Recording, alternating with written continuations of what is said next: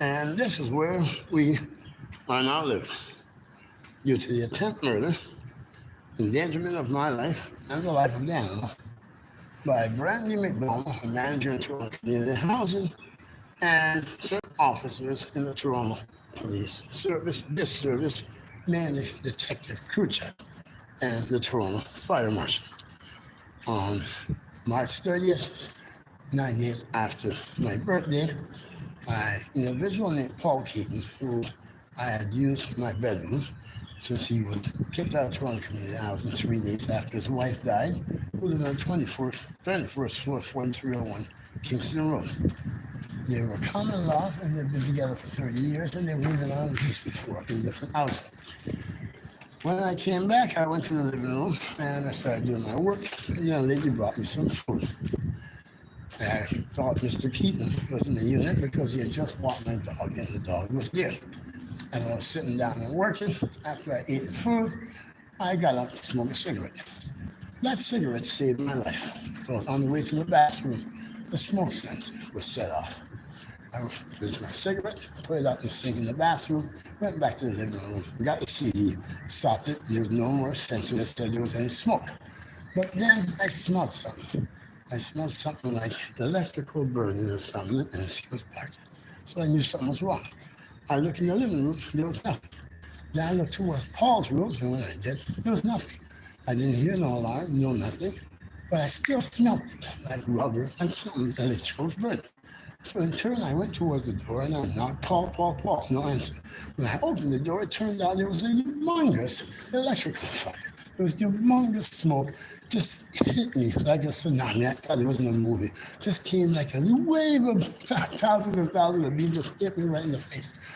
I screamed out, Paul, Paul, Paul, and to the corner where I knew there was a socket that had no covering, and I knew that I seldom used that socket, that there was something wrong there, and there was a spark.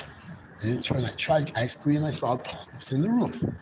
I went out, and it was so much smoke, I thought any city got out.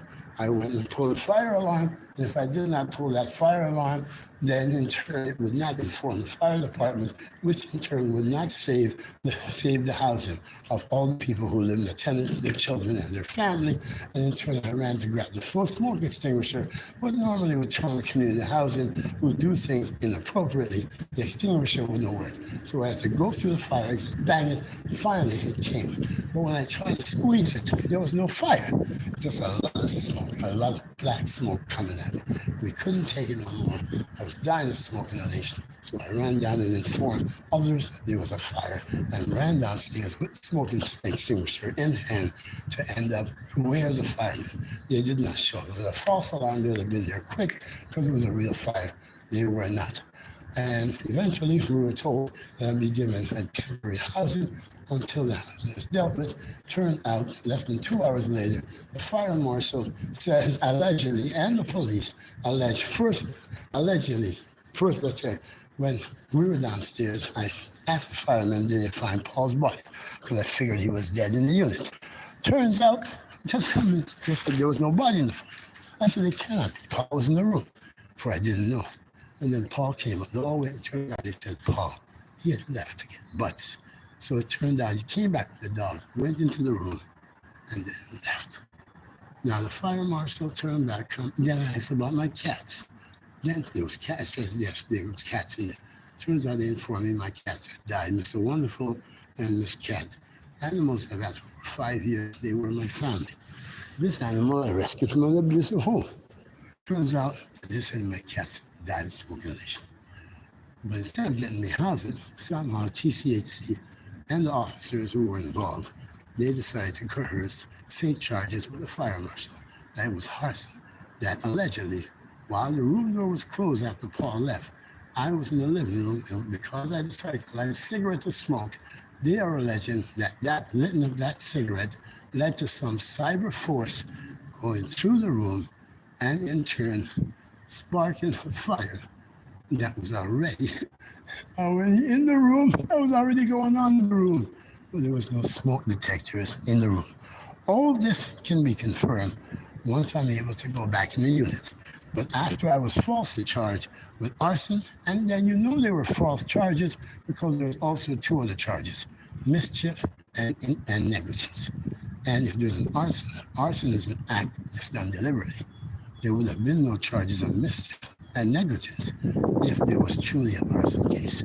So the police just put on these extra charges so that they can try and see it was something serious that I have done. Now, if there were any allegation of arson, then naturally, the only person who could have committed arson is not the person who was near the fire. It would have been the person who left before the fire started, Paul Keaton.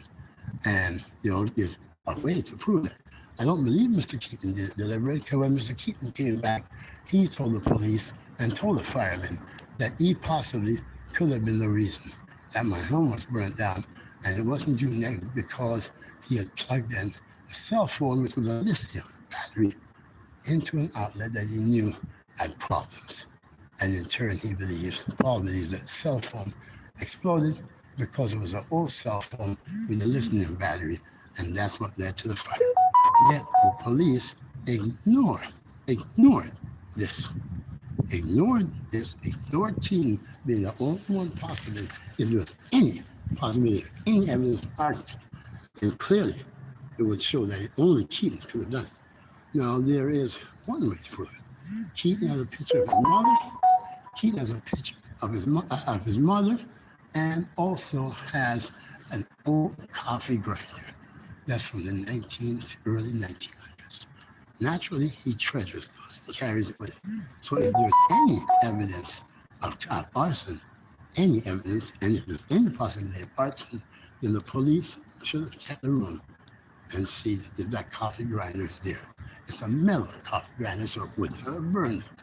So if that coffee grinder is not there, then there's a possibility that Keaton would have set the place on fire and took the coffee grinder with him. And at that point, he had carried his knapsack, so naturally, they would check. And if that coffee grinder is on Paul Keaton, then Paul Keaton did deliberately set my unit on fire. Maybe he wanted more money from welfare, because after all the fire, the main thing he was concerned about was getting different money from welfare for clothing. I am not alleging that Keaton set my place on fire. I am saying that if the police had done their job properly and did not come because I've been a thorn in Toronto community housing side and the police side that says we're going to fix housing and we're going to fix our law enforcement. But that is the only way the police should have. I was then a candidate running for member of federal parliament. I was halfway to getting my signatures. I had just ran provincially, and I had planned a Children's Unified Friendship pizza party for the same week. And Mr. Greco can confirm all of this by the security camera.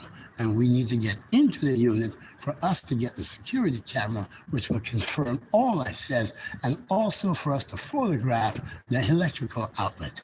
But fortunately, due to these false allegations and being banned from within 500 meters of my home, we are not able to do that. So we are addressing Brandon McDonald and all involved with Toronto Community Housing that if you allege that it was arson, and it was not your negligence that caused it, then this is a crime scene.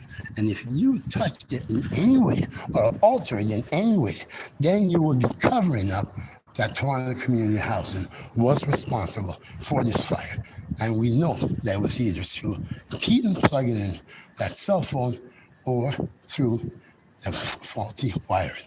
And we know that there's no way possible, because Mr. Clark would not set a fire to kill two cats he has had for 5 years and rescue this animal, press the fire alarm, and save the lives of everyone. And it's been over a month and a half. And take a look, Mr. Clark still has this animal and is taking care of this animal. So we know that these are clearly false charges, and we are looking for them to be dismissed immediately. But we're addressing Brandon McDonald, Toronto Community Housing.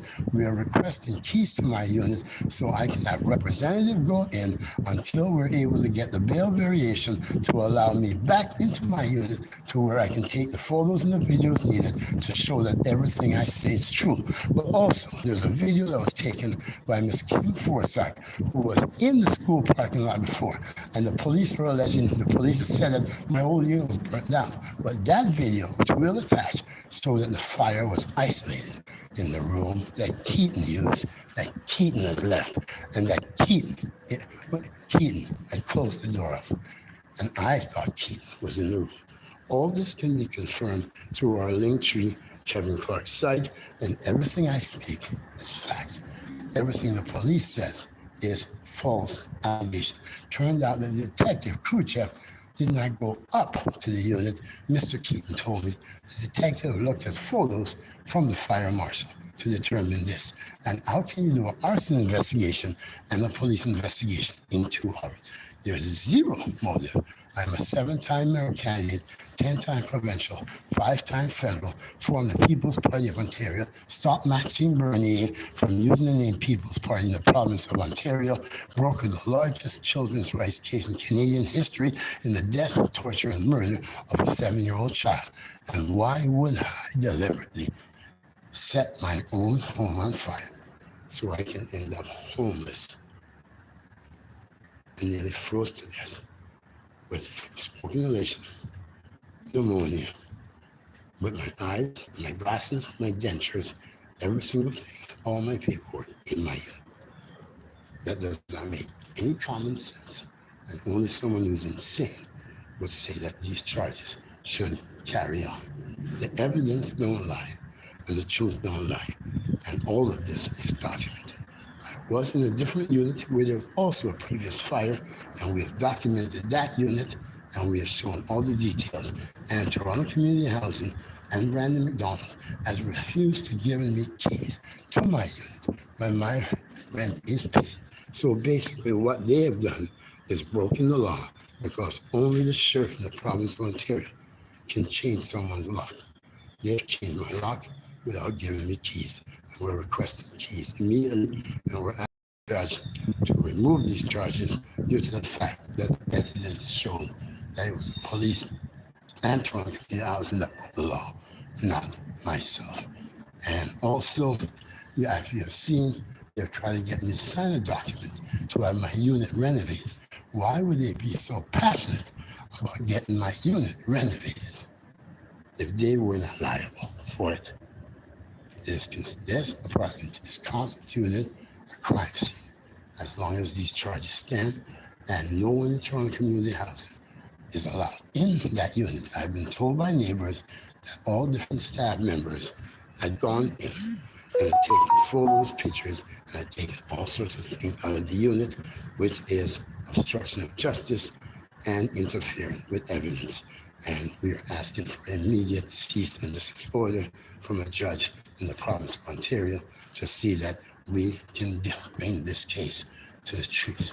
And the truth is, it was an electrical fire that was caused due to negligence by Toronto Community Housing, who uses contractors who don't have electrical license in the province of Ontario, or contractors from other countries because they know how to do electrical. God bless.